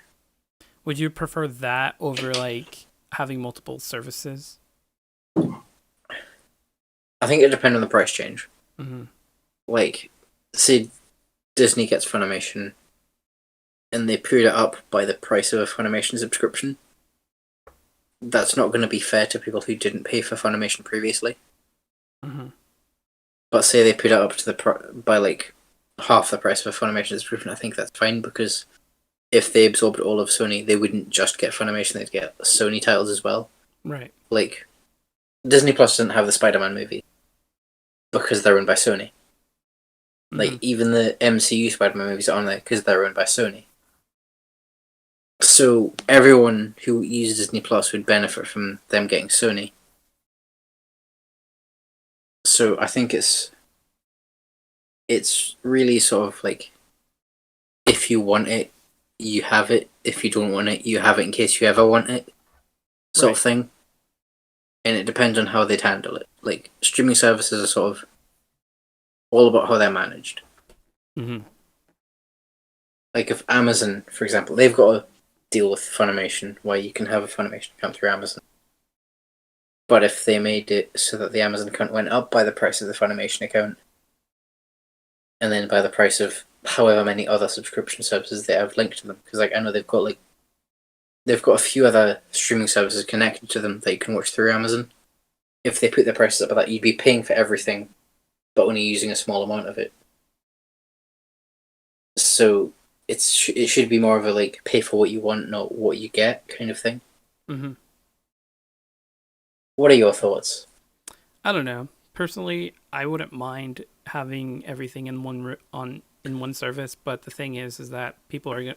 I've heard that at that point it might as well be cable TV all over again, Yeah, which I'm not for because you know how expensive cable TV was back in the day. It was like back in the day. 50, 60, $70. Well, back in the mid 2000s or something, or early 2000s, I don't know. At least as far as I remember, my parents had cable TV. You sound like such a boomer. Oh yeah, totally. Yeah, Back in my day. back in my day, but yeah, it used to be like 40, 50, $60 just for cable and like 100 channels. And the and that's with ads. And Yeah. if that becomes a thing where Disney pretty much absorbs a lot of these other subscription services, then Over there, do it'd be convenient, but I can see them bumping their prices from, I think, is it $12 a month now or something for what? for Disney Plus I don't know. It's £6 a month. I know that. or something like that, to like 30 30 or 40 pounds or whatever. Yeah, I wouldn't be okay with that. Yeah, because now they have, even though they have more content, it's now almost equal to cable TV. The inflation. Yeah. Yeah, because they can pretty much charge you extra because, you know, they have almost all the shows now. If Disney Plus had 6 times, okay, so it's £6 now, and if it went up to 30, that'd be £5 the price. Mm-hmm. I would only be okay with that if they had 5 times as much content. Right. Yeah, they can't put the price up a lot and expect people to be okay with it if there isn't a significant change. It's like, I'm pretty sure when Netflix started making original shows, the price up, and you could notice the change in the quality of the original shows. But if a streaming service just changes its price to make more money, then that's not. No one's going to be okay with that. Oh yeah, I can see that for sure. I don't know. I have a question about television over there though. Like, Yeah. when you pay for like cable and you get your channels, do you have to pay more for like sports and movies or here? Yes, we do. Like, Okay, so the way thank cable God. TV, yeah, the way cable TV here works is that you pay for bundles, whether it's like a bundle that has everything or like one of the popular ones or something. Then if you want like a sports channel or a specific thing, you have to pay a little extra, maybe like $10 on top of whatever you're paying. Yeah. Then if you want to watch a movie through the cable thing, you have to pay like rent it and pay like a one-time fee, and you can watch it for 24 hours. Then it expires. Yeah. They have that way that you can get like a day pass for a sports channel. So like say there's a football game you want to watch, you can watch that on there. But then after that day, you lose access to it until you like buy another or upgrade your subscription. Yeah, that's And it's pretty much the same. It's the same with movies. Yeah. So there really isn't a change when it comes to cable TV anywhere really. Seems like they have the exact same model. I think until streaming services start charging more to let you watch more, like Amazon Prime does with Funimation. Mm-hmm. Until they do that, things like Netflix and Disney Plus, who charge one fixed price to give you access to everything, will be superior to like cable television. Yeah, for sure. Like I'd prefer. I know it's kind of contradictory now, but I totally prefer paying for like two services rather than getting a one bundle, because at least I can like trim out unnecessary stuff that I don't want to watch anymore and save a couple bucks, as opposed to I have to pay $30 a month or something for a bundle and extra shows I don't even like. So, but who knows? Who knows how content will be in the future if everything's just gonna combine into one service or something. But I don't know. Hopefully that doesn't happen. What's the worst exclusive show you've seen on a streaming service? What do you mean? So like, I've noticed on the list on the script thing, it says which is your favorite show. Mm-hmm. But I want to know what your least favorite show is that you've seen like exclusive to your stream. I don't know. Honestly, I don't know. Honestly, I don't really. I only watch good shows, so in terms of bad Okay. shows, I can't really say. What about you? I watched this show on Netflix, and Mm-hmm. it had 2 seasons, and I watched it when season 2 came out. So it's called The Hollow, Mm-hmm. and it's about like these 3 kids wake up in sort of like a fantasy world, kind of like a D&D world, where it's filled with puzzles and monsters and creatures and stuff. Right. And they go through it, and they find out they have magical powers. That's fine. It's perfectly justified. They all have their own unique power. And then they start noticing things are digital. I'm like, great, this is just a bad Digimon clone now. Bruh. And then they get to it, and at the end of the first season, all the kids wake up in the real world, like live action, Mm-hmm. and the actors are just dressed as badly designed live action versions of the cartoon character. And they're like, oh, it was all a video game, you win. And then season 2, they're living in the real world, start living in a fake world. And then at the end of season 2, they start living in a fake real world. And it's just confusing. And I've the first, like, I think season 1 was like 10 episodes. The first 9 episodes were amazing. And episode 10 turned to poo, crap, bad word. Mm-hmm. Yeah. It just went, so it was like great, but it was completely ruined by the ending. So I wouldn't recommend that, listeners. Don't watch The Hollow on Netflix. It's a bad show. What about the best show you've seen? Like exclusive to a streaming service? Dang. Man. I mean, I don't know. I think Netflix has a lot of good exclusives. I'd probably Yeah. have to say, like, in terms of anime, I'd say Beastars and The Witcher. I've only seen like, even though Yeah. I've only seen like the first 2 episodes of The Witcher, I really like it, and I think they're really good for what Netflix did. So in terms of exclusives, that's oh no, actually Amazon Prime actually has this one show that I really want to finish watching, but my Prime um Prime free trial for Prime it kind of What show is ran it? out. It's called The Boys. Oh, yeah. I've Yeah. seen a lot about that. Apparently, it's like a superhero show, isn't it? Yeah, except it's if a superheroes It's were pretty real, mature.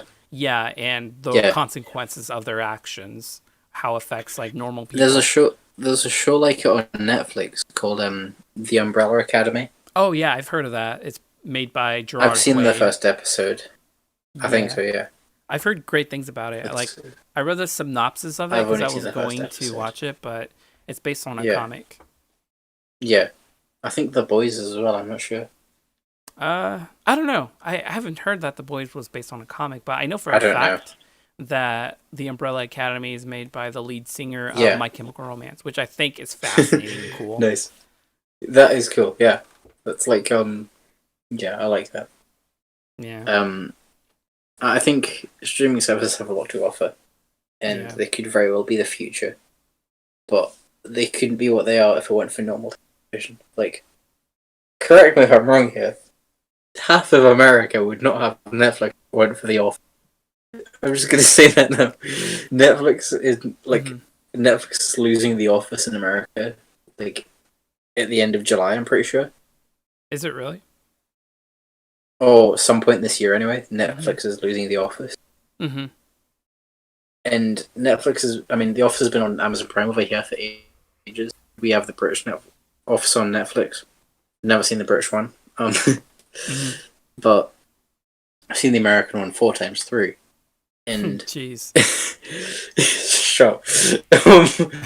It's going to be a big loss because a lot of people only have Netflix for specific shows. Right. It's like if Amazon Prime lost The Boys or didn't have The Boys, you wouldn't be interested in it, would you? Heck no, man. Exactly. Yeah. There are so many, like, there's a show called Sex Education on Amazon Prime, which is Netflix, which Mhm. is exclusive, and that attracts a lot of people because it's a good show. I still haven't finished the first season because it's really awkward to watch. Yeah. But like,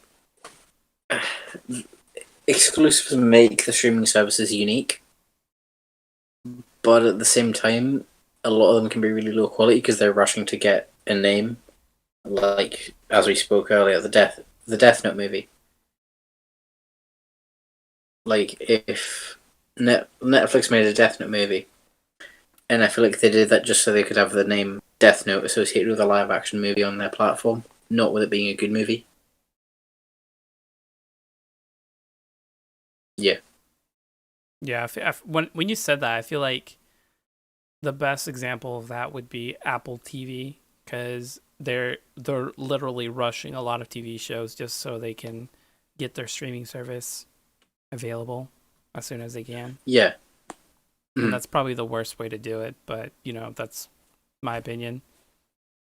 Rushing things to build up a library of shows isn't gonna get you anywhere. It's kind of like the DC cinematic universe. They just rushed it so they can keep up with Marvel.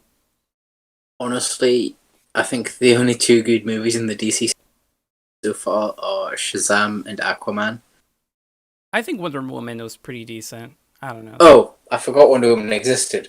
Yeah. Wonder Woman was great. Aquaman was by far the best DC movie so far in that universe. I don't know.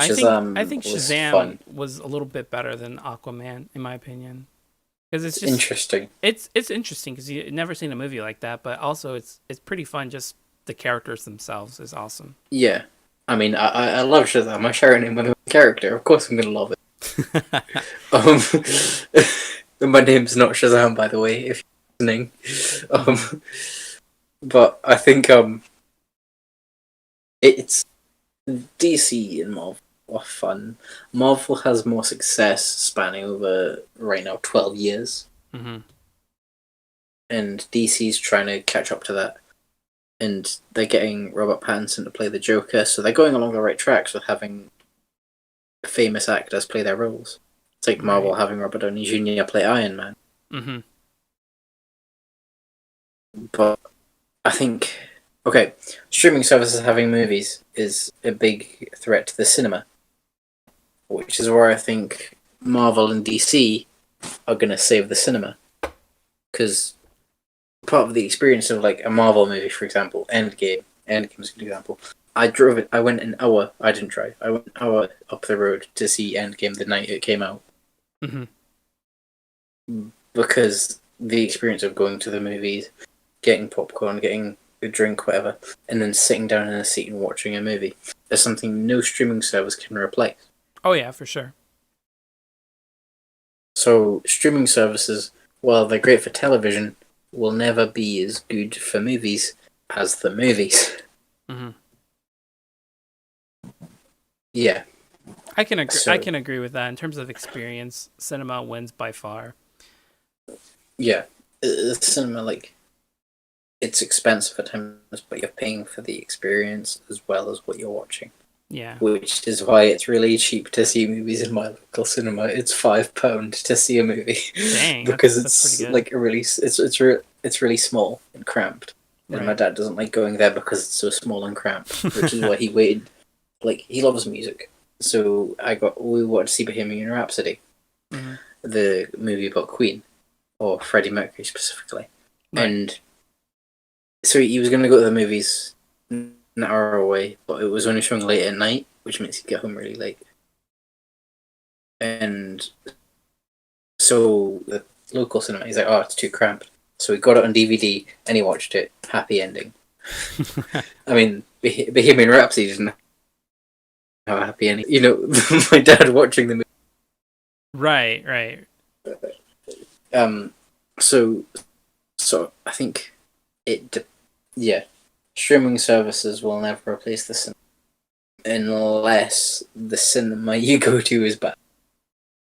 Oh yeah. Or like, for example, Amazon Prime has been having cinematic premieres on their service because movies can't premiere in cinemas. Mm-hmm. Like, they did that with the Scooby-Doo film, where you can pay to watch the new Scooby-Doo film on there. Yeah.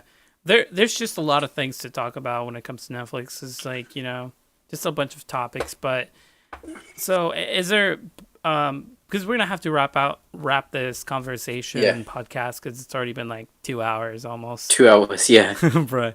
But is there anything you would recommend to our viewers / listeners? Any shows you'd recommend? Why didn't you handle that first, and I'll bring up my Netflix list. Oh, okay. Okay. We're just gonna limit this to like 3 shows. Okay. Okay. Go ahead. So you first. Me, if you're into anime, definitely watch Beastars, Carol and Tuesday, and Agretzko. Those are my top 3 anime shows that I highly recommend you watch on Netflix. Unfortunately, you can't watch them anywhere else. But if you do have Netflix, go watch them. My recommendations for Netflix are gonna be. Damn, this is a hard choice. Okay, so the comedian Bo Burnham has a special on Netflix, Make Happy. Mm-hmm. That's really good. I've watched it a lot of times. It's really good. The music's really good. Devilman Crybaby's really good. Also really disturbing, so be careful. And Kakegurui is really good. Oh yeah, I heard great things about Kakegurui. You should watch it. It's an interesting show. So that's my recommendations. All right. Now with that being said, I don't know. I guess that's it for the podcast. That's it for episode 2. Yeah, episode 2. If you're listening on SoundCloud or YouTube, or if you're watching the YouTube premiere, thanks to the cool people who did that last week. We really appreciate it. We do. I know that sounds like a joke, but we do appreciate it. We work on this. We talk. We plan quite a bit. Jay does a lot more work than me. He edits this all. Jay, thank you so much for editing this. So, if you're listening to this, comment if you have any recommendations for topics or people you want to try to get on as guests. We'd really appreciate the feedback. Thanks for listening and entertaining my rants. Yeah, for sure, because the more feedback we get from you guys, the more we can shape this podcast to be very unique and more original than compared to other podcasts and stuff like that. But anyways, thanks for listening, guys. Yeah, thanks for listening. Make sure to follow us on our respective Twitter accounts. And my Twitter is @Billy_Hush, and Jay's is @JadenDay0. Yeah, pretty much JadenDay0 on all social media platforms for me. But make sure to subscribe, all that basic stuff. And most importantly, if you have any feedback to give us, that'd be awesome.